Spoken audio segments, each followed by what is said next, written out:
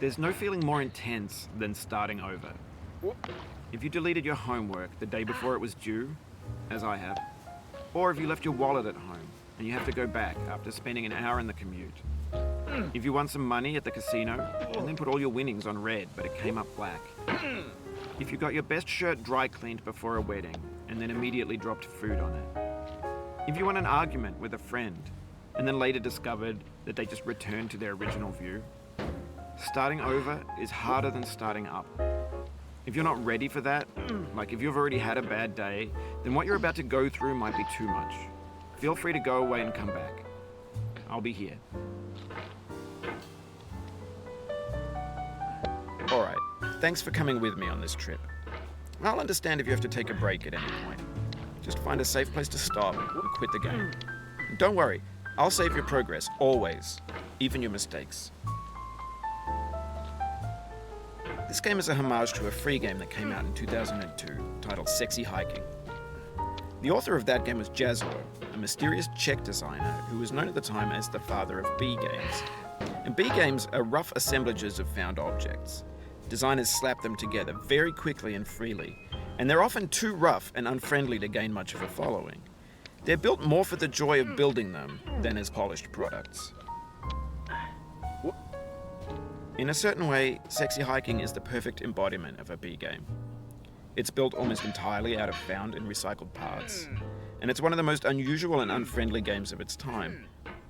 In it, your task is simply to drag yourself up a mountain with a hammer. And that act of climbing, in the digital world or in real life, has certain essential properties that give the game its flavor. No amount of forward progress is guaranteed. Some cliffs are too sheer or too slippery. And the player is constantly, unremittingly in danger of falling and losing everything. Anyway, when you start Sexy Hiking, you're standing next to this dead tree that blocks the way to the entire rest of the game. It might take you an hour to get over that tree, and a lot of people never got past it. You prod and you poke at it, exploring the limits of your reach and your strength, trying to find a way up and over. And there's a sense of truth in that lack of compromise. Most obstacles in video game worlds are fake. You can be completely confident in your ability to get through them once you have the correct method or the correct equipment or just by spending enough time. In that sense, every pixelated obstacle in Sexy Hiking is real. The obstacles in Sexy Hiking are unyielding, and that makes the game uniquely frustrating. But I'm not sure Jazzuo intended to make a frustrating game. The frustration is just essential to the act of climbing, and it's authentic to the process of building a game about climbing. A funny thing happened to me as I was building this mountain. I'd have an idea for a new obstacle, and I'd build it, test it, and it would usually turn out to be unreasonably hard. But I couldn't bring myself to make it easier. It already felt like my inability to get past the new obstacle was my fault as a player rather than as a builder. Imaginary mountains build themselves from our efforts to climb them, and it's our repeated attempts to reach the summit that turns those mountains into something real. When you're building a video game world, you're building with ideas, and that can be like working with quickset cement. You mold your ideas into a certain shape that can be played with, and in the process of playing with them, they begin to harden and set until they're immutable, like rock. And at that point, you can't change the world. Not without breaking it into pieces and starting fresh with new ideas. For years now, people have been predicting that games would soon be made out of prefabricated objects, bought in a store and assembled into a world. And for the most part, that hasn't happened, because the objects in the stores are trash. I don't mean they look bad or that they're badly made, although a lot of them are. I mean they're trash in the way that food becomes trash as soon as you put it in the sink. Things are made to be consumed and used in a certain context, and once the moment is gone, they transform into garbage. In the context of technology, those moments pass by in seconds. Over time, we've poured more and more refuse into this vast digital landfill that we call the internet.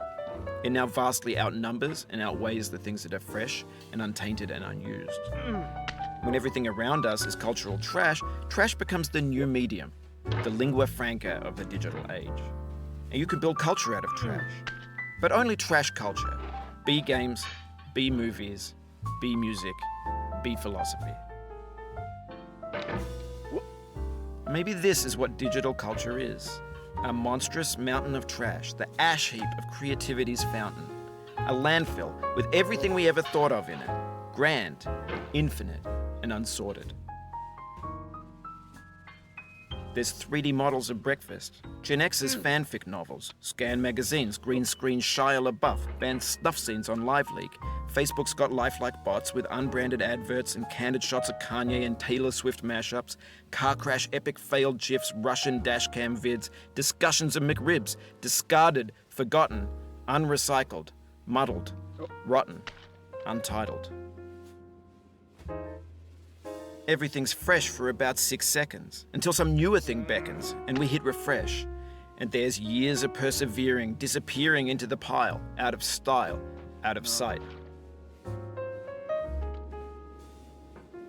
In this context, it's tempting to make friendly content that's gentle, that lets you churn through it but not earn it. Why make something demanding if it just gets piled up in the landfill, filed in with the bland things? When games were new, they wanted a lot from you. Daunting you, taunting you, resetting and delaying you. Players played stoically. Now everyone's turned off by that.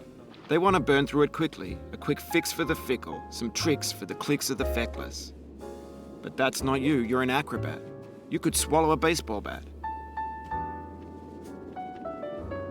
Now I know, most likely you're watching this on YouTube or Twitch, while some dude with 10 million views does it for you, like a baby bird being fed chewed up food. That's culture too. But on the off chance that you're playing this, what I'm saying is, trash is disposable, but maybe it doesn't have to be approachable. What's the feeling like? Are you stressed? I guess you don't hate it if you got this far. Feeling frustrated? It's underrated.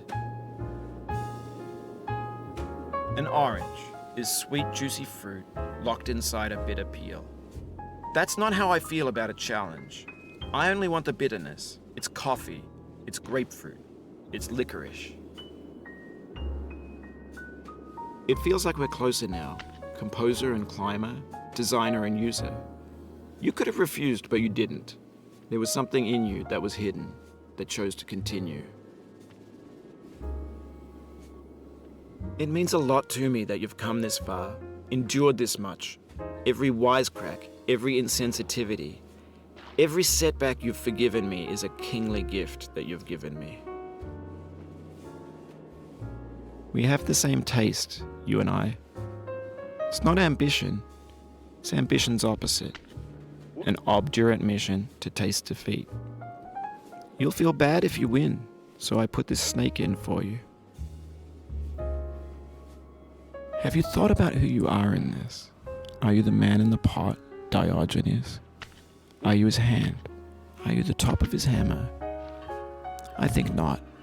Where your hand moves, the hammer may not follow, nor the man, nor the man's hand.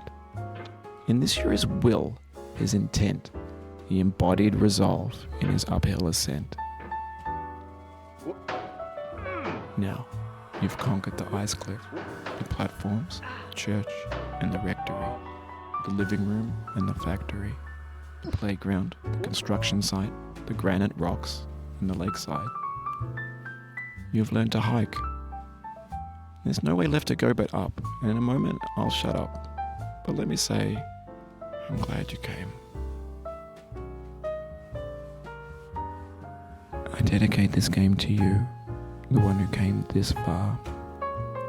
I give it to you with all my love.